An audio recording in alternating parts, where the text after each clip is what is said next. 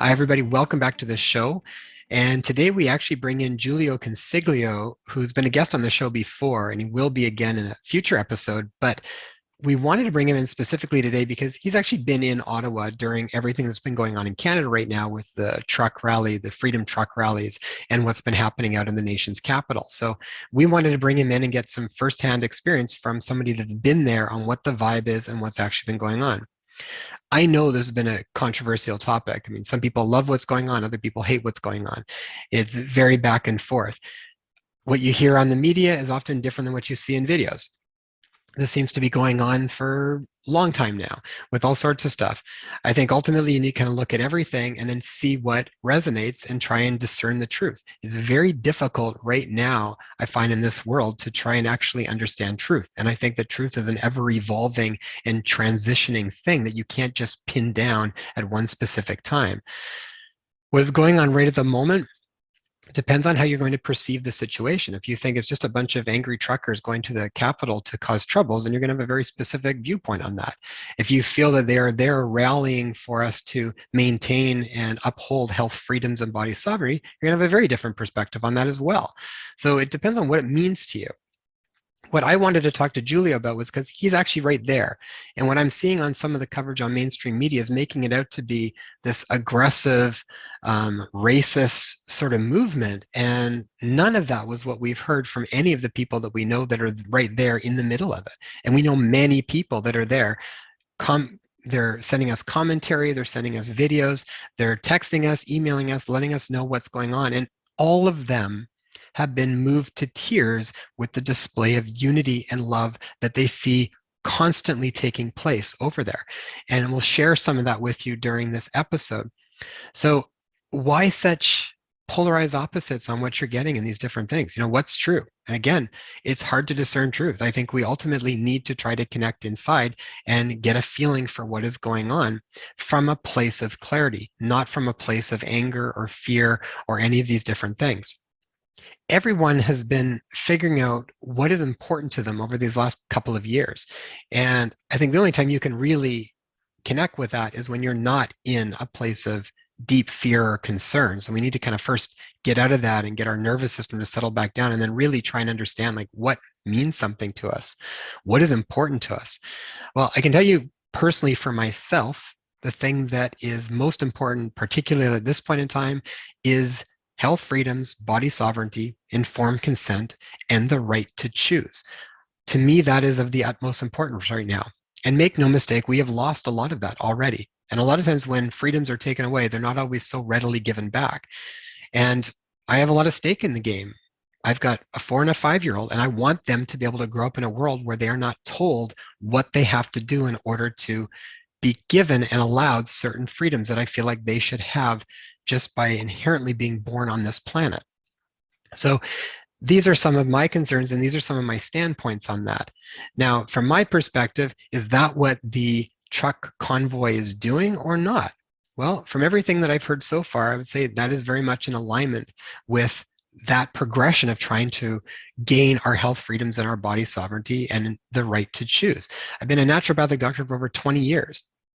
I have seen over and over again that there is no one treatment that works for everybody. And even if a treatment is effective for some people, it's often not effective for others, and it can actually be incredibly dangerous for other people. So this is one of the tenets of naturopathic medicine. It's the individualized treatment, and there's a reason why that's important. So I feel that it is the utmost importance for us to be able to make our own health decisions, especially if there's the potential for harm to come from that specific intervention. Now, during this, I've had a lot of people emailing me wondering, because in the prep for this, I was asking people to send their videos of what's going on over there, what are their specific experiences like, what's their favorite video that they've seen, what's going on, right? And then to share that. And I've had people asking me, well, don't you know that this has been set up with dirty money? Don't you know that this is creating division? All of these different things. And so part of it is, first off, I don't actually think this is creating division. From my feeling and what it feels like to me when I'm watching some of the videos of people that are there and friends that I have that are there sharing with me what's going on, I'm moved to tears by the feeling of unity and unconditional love that is being expressed by people. To me, this is one of the first events that has taken place that is not about whether you're vaxxed or unvaxxed. It doesn't have to do with that. It ultimately has to do with just people wanting to maintain health freedoms and their ability to choose. That's what it's about. That's the premise and the primary thing that this seems to be about. When I'm listening to stuff, I'm trusting how that is making me feel inside by people that I trust that are sharing the information with me. When I see something on mainstream media that makes it out to be this big aggression and racism and all these different things, I don't see that from anything that I'm experiencing from people that I know that are there that are sharing it with me, and from anything they're seeing, and from other people they talk to over there. Now, my wife and I know firsthand from being at different health freedom rallies in Victoria when we were living there, that there was many times that we were at health freedom rallies and we'd see how the media had distorted what actually took place. Sometimes they would show up at the very end and take pictures or videos of the few stragglers that were still there just as people were leaving. So they would show that there was only a handful of people when there might have been a very large group of people. We've seen other ones where I've been right there where someone else came very aggressively towards the group that was having a very peaceful march and being incredibly disrespectful and aggressive with them. And they portrayed that as the people that were involved in the rally being aggressive. And I was there firsthand. So I saw this stuff then come up on the news. I'm not saying everything that shows up on the news is completely wrong, but there's a lot of it that is distorted. And I've seen it firsthand.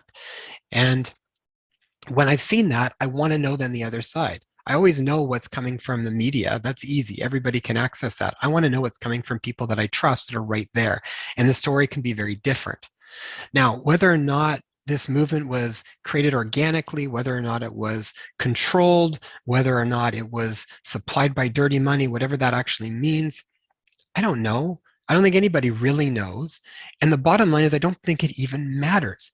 At a certain point, what matters is what is actually taking place. What is transforming with the people that are actually there? It's the field or the state of consciousness that is going to depict whether something is going to be beneficial or not beneficial. So what I want to know is what is actually the state of consciousness is taking place with people that are there. And what I am feeling from everybody that I have talked to out there is an absolute heart expansion, a feeling of brotherhood and sisterhood and unity that I don't think this planet has felt in a long time. And particularly not over the past 2 years where everything has been actually creating more division. This is something where I'm seeing firsthand there people uniting and actually being united in a mutual cause that means something to them, regardless of their choices in the past. And it doesn't mean that there's not going to be disruption in our lives. I mean, you can't have something like this happen without it disrupting our lives. But part of it is you have to ask the question on whether or not this is something that's important enough to cause some disruption in our lives. And again, it's going to be an individual choice. If you don't think that health freedoms and body sovereignty in this way are important to you, then you're going to probably be more upset at the fact that it's going to possibly cause disruptions. But if you are more in favor of the idea that maintaining and upholding body sovereignty and health freedoms is of the utmost importance, then you're going to be okay with the idea and actually see the necessity in causing disruption in our lives for a period of time.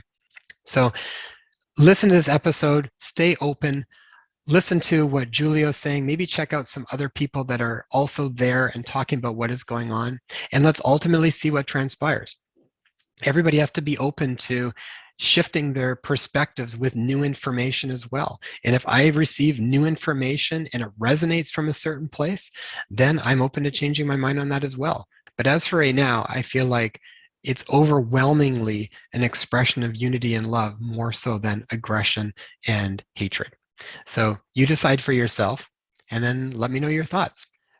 And I'd like to thank C60 from Purple Power for sponsoring our series that we've been putting on, supporting us and being able to create this information for everybody in this content.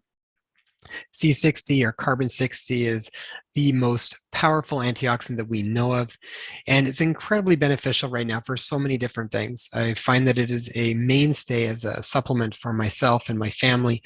It's one of the most important things for mitigating that oxidative load that our body is constantly under from just living in this world.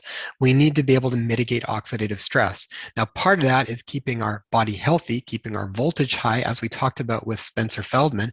And the other thing is being able to have powerful antioxidants that can sequester free radicals and keep our oxidative burden down. And when oxidative load is down, it tends to lower inflammation. Right now, I'm seeing lots of people that have been dealing with heightened brain inflammation and mitochondrial dysfunction. C60 from Purple Power could be one of the things that you could add into your routine as a overall support for your health. So check them out, the link below. Use promo code DRLOKEN in capitals and you'll get 15% off your order. Okay, everybody, I hope you enjoy the show. Bye-bye. Hi, everybody. Welcome back to the Inspire Health podcast. And today we are bringing back one of our good friends, Jiulio Consiglio. And Jiulio, I'll put a reference here for our last episode that we did. Jiulio joined us in the energy, frequency, vibration, magnetic series, I believe. And I had a fabulous conversation with him. We wanted to bring him back for a couple of more insights that are going to be coming in these next couple of episodes.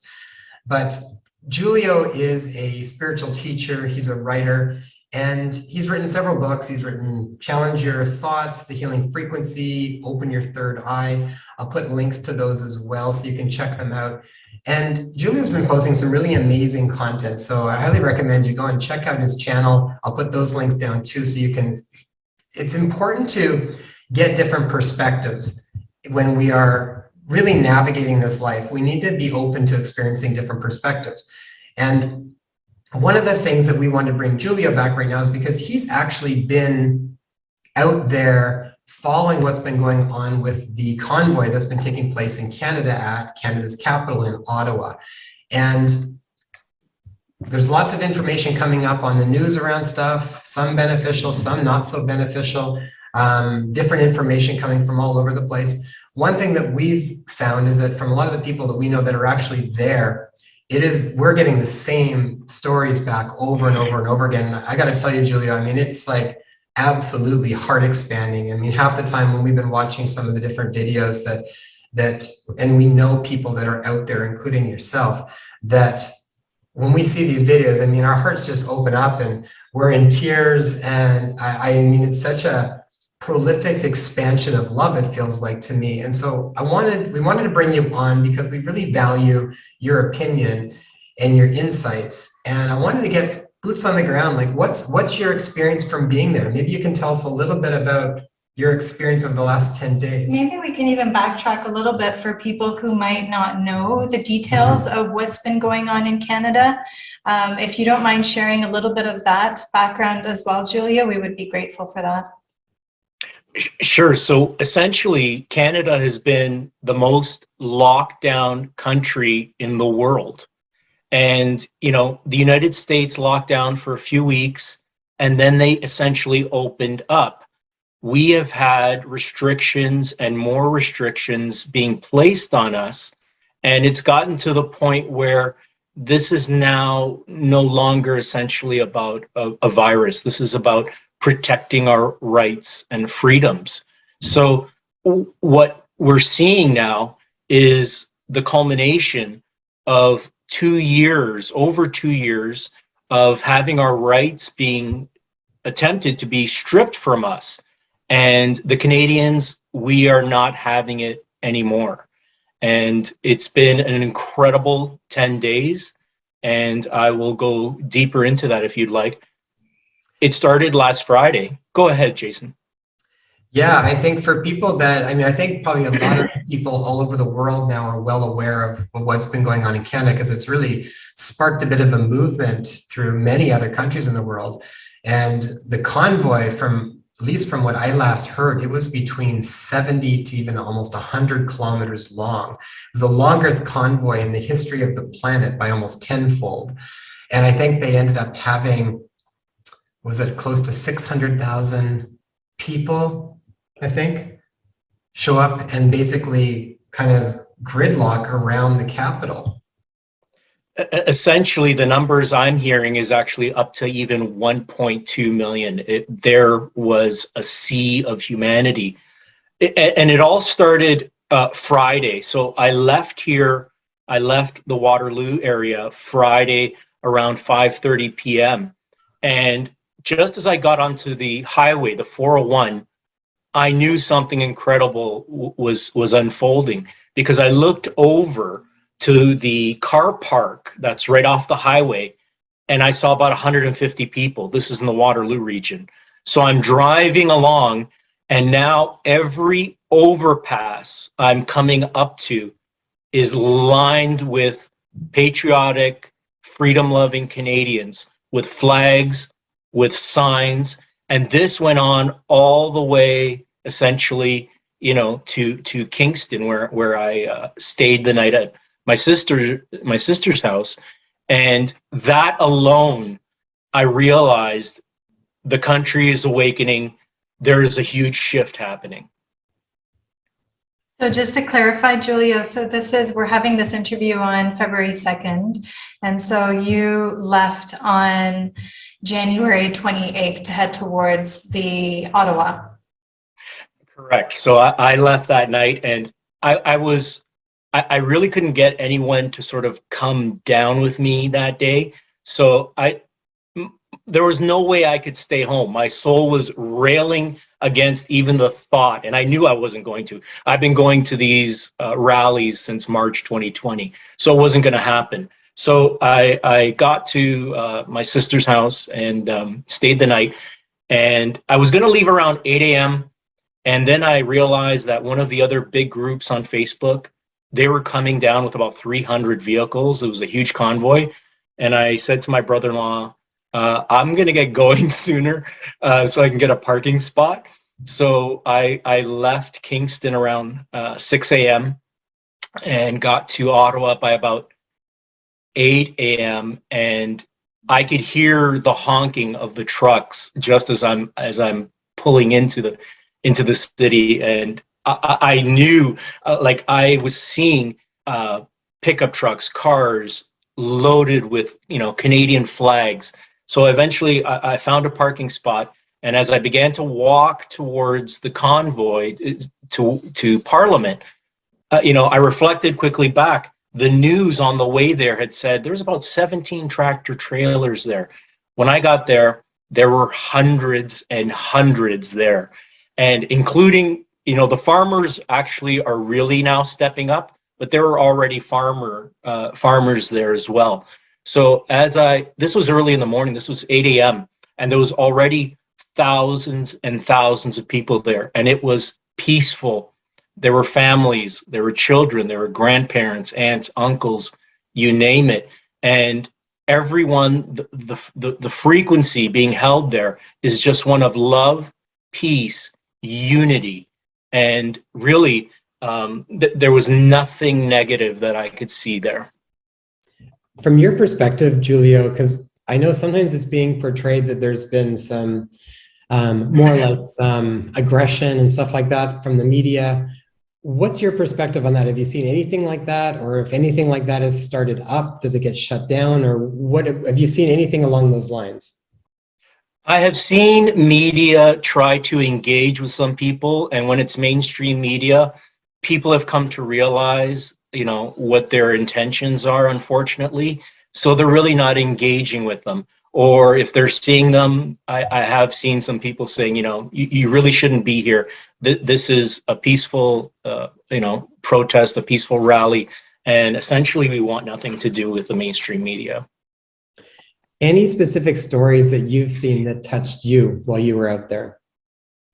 The incredible story was actually when I got back, and it was of a gentleman, I believe his name is Dermot Pomeroy, and he collected bags with little notes from children, and there was a cookie in every baggie. But he ended up breaking down, and crying over it, because it moved him so much how the children now are seeing these truckers as a symbol of hope. And, something along the lines that we believe in you and thank you. And it was incredibly, incredibly moving. That reminds me of the video. One of the organizers of the convoy put out a video recently, and I'll share it here as well. So this might be a good segue to share that piece. It's exactly what Jiulio is speaking of as far as the cookies being shared. We can find that. I just got overwhelmed. We opened up one of the bags to see what they had in them, and I got punched in the heart. They had their kids do up a bag with a cookie in it for the truckers, and they attached a note with it. Sorry, I'm getting emotional again. I'm going to show you what it was, and this is why we're doing what we're doing. Some little kid made this. Reach for the stars, we believe in you. And there's a picture of a truck. Inside of it, they left a note. The note says, "Dear Mr. or Mrs. Trucker, it's really awesome that you're standing up for human rights. I'm only 11, so I don't know much about it, but I believe what's happening is wrong. And I know you can do it. Sincerely, Kate." This is absolutely amazing, and this is why we're doing it. Yeah, when we first watched that, it was, again, just like, I mean, you can't help it. If you really allow yourself to watch these things and just feel the intent that they're coming from, you can't help but feel your heart expand, you know? I mean, you can't fake that kind of stuff. You can't. It's heart expanding. It is the best of humanity. Mm-hmm. I loved hearing that, and I actually want to pull up your email to me, Jiulio, because I thought it was beautiful. Let me just do that quickly. Okay. This is the email that Jiulio sent to me when I had asked him about the convoy and his experience. Jiulio, you said, "I saw parents, children, grandparents, people from every race and color united together peacefully. There's not even trash to be found on the streets. Convoy freedom fighters were walking around with garbage bags and picking up litter. I have never seen or experienced such a unity in this country. It was unconditional love made manifest." And it was. And even now, there are still even truckers helping to feed the homeless. And I'm hearing reports of just amazing Canadians stepping up and just being of service to each other. This, as dark of a time as it is now, unifying us and reminding us who we truly are. And the energy that has been created in that little epicenter, there's no stopping it now. Mm-hmm.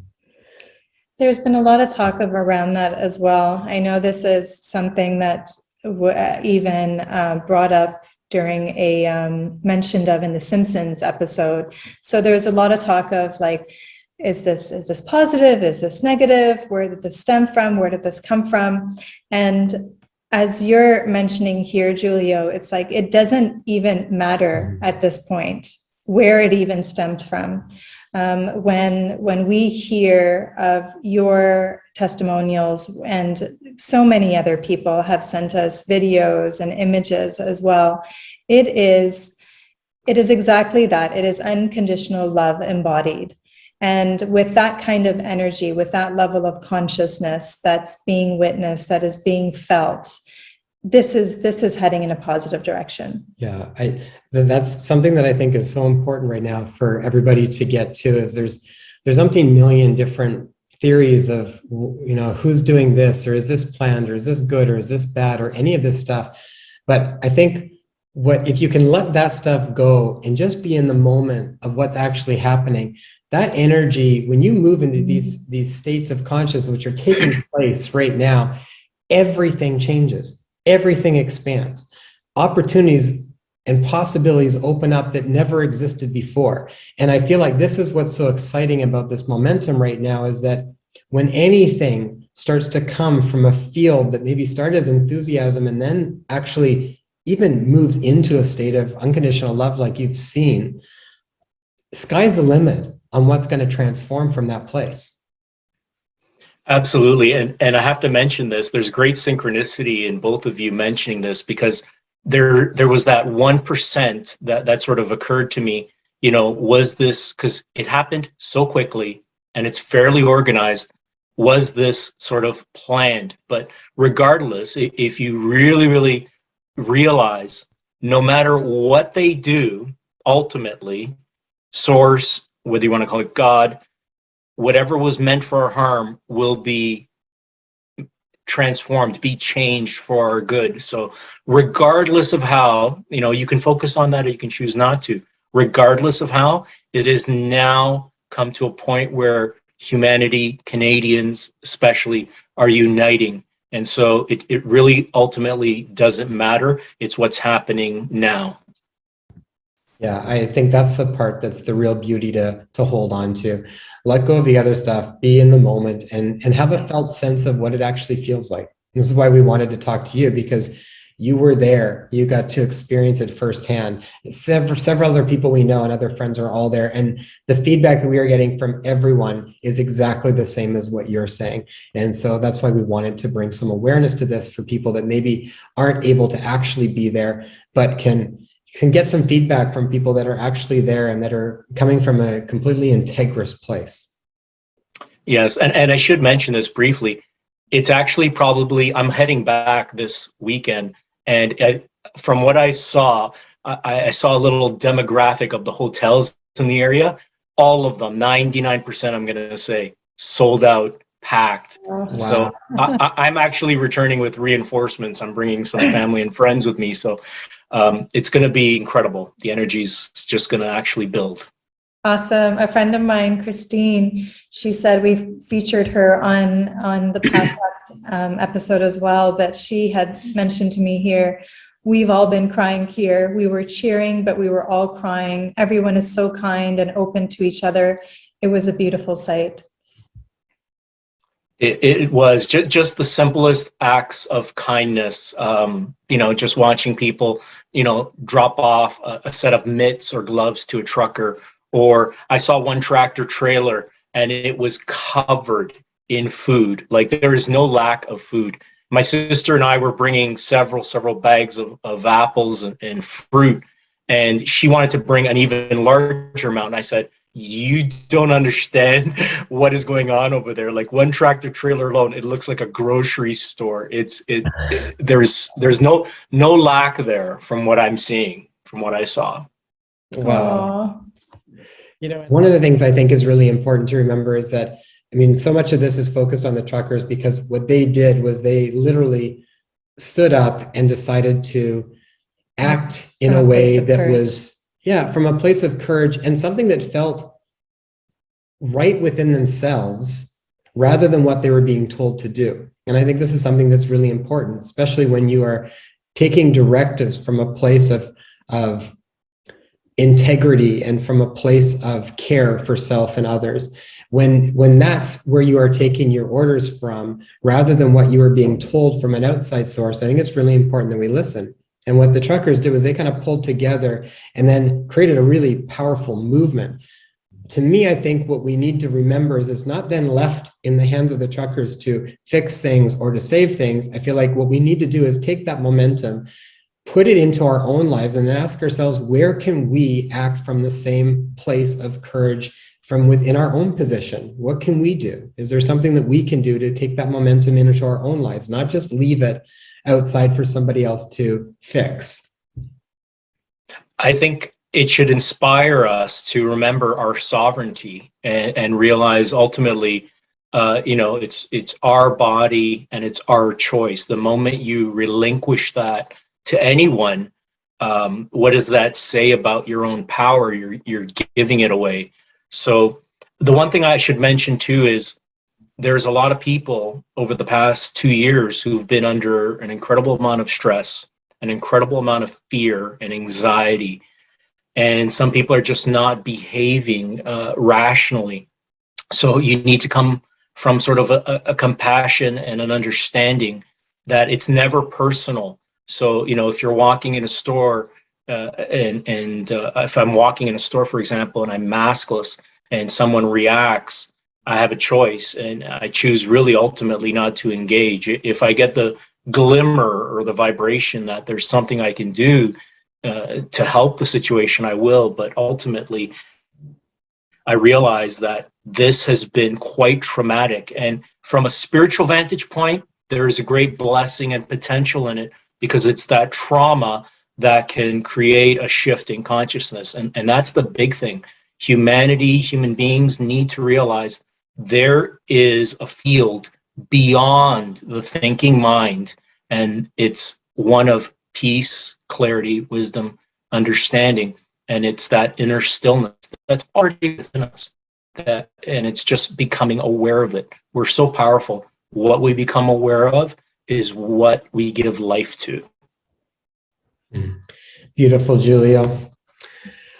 I think that probably wraps up. Any last words you have around what's been going on with the convoy, Ottawa, going back? Any last words for the audience before we...